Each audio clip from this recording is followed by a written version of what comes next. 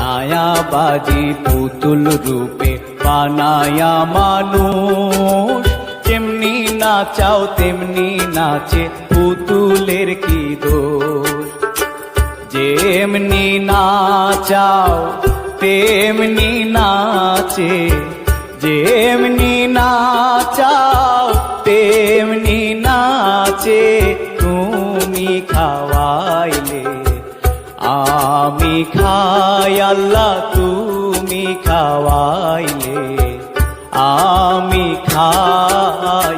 এই যে দুনিয়া কিসেরও লাগিয়া, এত যত্নে গড়াইয়াছেন শান।